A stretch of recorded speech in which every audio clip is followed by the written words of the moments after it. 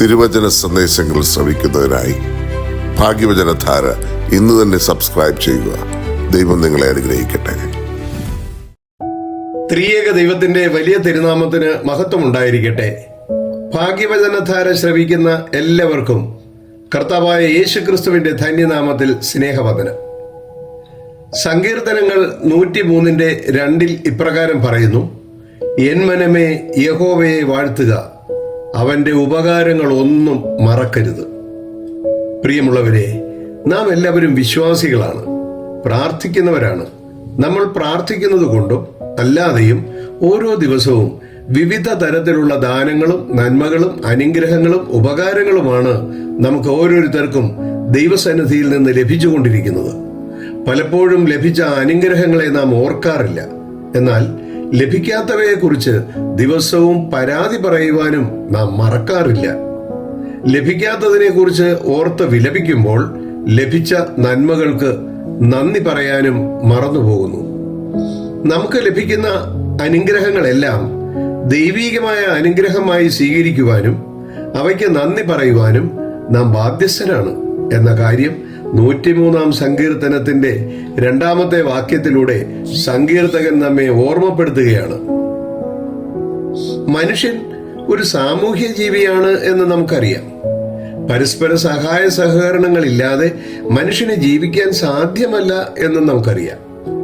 ആരിൽ നിന്ന് ഏതെല്ലാം വിധത്തിലുള്ള ഉപകാരങ്ങളും സഹായങ്ങളും ലഭിച്ചാലും 2 അക്ഷരം മാത്രമുള്ള നന്ദി എന്ന് പറയുവാൻ പോലും മനുഷ്യർക്ക് സമയമില്ലാത്ത ഒരു കാലഘട്ടത്തിലാണ് നാം ജീവിക്കുന്നത്.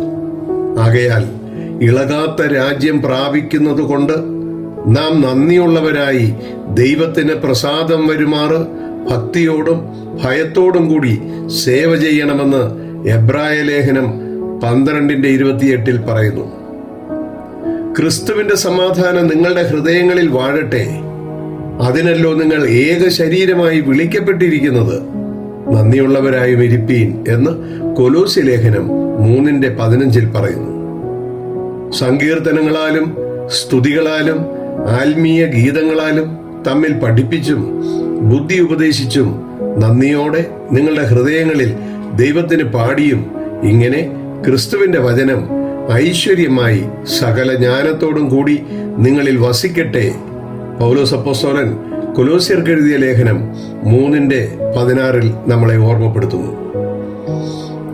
യേശുക്രിസ്തു ഒരു ഗ്രാമത്തിൽ കൂടി നടന്നു പോകുമ്പോൾ 10 കുഷ്ഠരോഗികൾ എതിരെ വന്ന് യേശുവേ, ഞങ്ങളോട് കരുണ തോന്നണമേ എന്ന് യാചിച്ചു. യേശുക്രിസ്തു അവരുടെ പ്രാർത്ഥന കേട്ട് കനിവ് തോന്നി അവർക്ക് സൗഖ്യം നൽകി. നിങ്ങൾ പോയി പുരോഹിതന്മാരുടെ അടുക്കൽ നിങ്ങളെ തന്നെ കാണിക്കുക എന്ന് പറഞ്ഞയച്ചു. അവരിൽ ഒരുത്തൻ തനിക്ക് സൗഖ്യം വന്നത് കണ്ട് ഉച്ചത്തിൽ ദൈവത്തെ മഹത്വപ്പെടുത്തിക്കൊണ്ട് മടങ്ങി വന്നു. യേശുവിന്റെ കാൽക്കൽ വീണു, യേശുവിന് നന്ദി പറഞ്ഞു. അവനോ ശമരിയക്കാരനായിരുന്നു.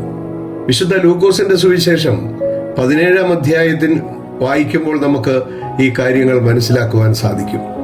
യേശു പറഞ്ഞു, 10 പേരല്ലയോ സൗഖ്യം പ്രാപിച്ചത്? ബാക്കി 9 പേരെവിടെ? ഈ അന്യജാതിക്കാരനല്ലാതെ ആർക്കും നന്ദി പറയുവാൻ തോന്നിയില്ല.